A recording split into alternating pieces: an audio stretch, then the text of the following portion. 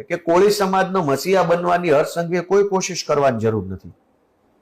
કારણ કે મેં વિધાનસભામાં પ્રશ્ન ઉપસ્થિત કર્યો છે કે કોળી સમાજનું આસ્થાનું સ્થાન એવા સંત શ્રી વેલનાથ બાપુ, વડજોગી વેલનાથ કહેવાય એવી લોકવાયકા છે કે વેલનાથ બાપુનો જન્મ જુનાગઢ તાલુકાના પલાસવા ગામે થયેલો. આ પલાસવા ગામ અમારી વિસાવદર વિધાનસભાની બોર્ડરનું ગામ છે. ત્યાં સંત શ્રી વેલનાથ બાપુનો ધૂણો આવેલો છે. આખા ગુજરાતનો કોળી સમાજ માંધાતા ભગવાન અને વેલનાથ બાપુને ખૂબ માને છે. આજ હર્ષ સંઘવીની સરકાર છે વેલનાથ બાપાના ધૂણાનું રિનોવેશન કેમ નથી કરતા? પવિત્ર યાત્રાધામમાં વેલનાથ બાપુનો ધૂણો સામેલ કેમ નથી કર્યો?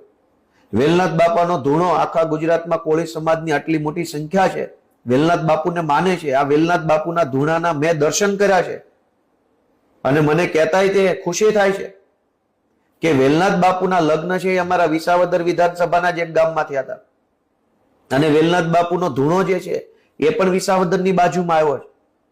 કોળી સમાજના આસ્થાનું કેન્દ્ર તમારે ડેવલપ કરવું નથી, એમાં ગ્રાન્ટ આપવી નથી, પવિત્ર યાત્રાધામમાં સામેલ કરવો નથી અને પર્યટન સ્થળની અંદર પવિત્ર પર્યટન સ્થળમાં એનો વિકાસ કરવો નથી અને વિધાનસભાની અંદર બોલ બચ્ચન કરવું છે. હું આજે ખુશી અને વટ સાથે કહી શકું છું કે મેં વિધાનસભાની અંદર વેલનાથ બાપુના ધૂણો, એમનું જન્મસ્થાન જે છે એને ડેવલપ કરવા માટેની માંગણી રજૂ કરી છે. અને અમારા નેતા અરવિંદ કેજરીવાલજીએ વીર માનધાતા સંગઠન દ્વારા આયોજિત રાજુભાઈ સોલંકીના નેતૃત્વમાં જે સમૂહ લગ્ન થયા, સર્વજ્ઞાતિ સમૂહ લગ્ન, એમાં હાજરી આપી અને પ્રસંગને ઉજળો બનાવ્યો છે. અને હવે કોળી સમાજના કાર્યક્રમમાં અરવિંદ કેજરીવાલ આવ્યા એ વાતથી હર્ષ સંઘવીને કા પેટમાં બળે છે?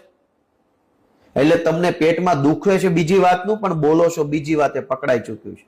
મહેરબાની કરી ગુજરાતની વિધાનસભાનો કિંમતી સમય આવી ઠઠ્ઠા મશ્કરી કરવામાં બગાડવાના બદલે ગુજરાતની વિધાનસભા લાઈવ કરો અને જનતાને બતાવો કે તમે લોકો અંદર શું ધંધા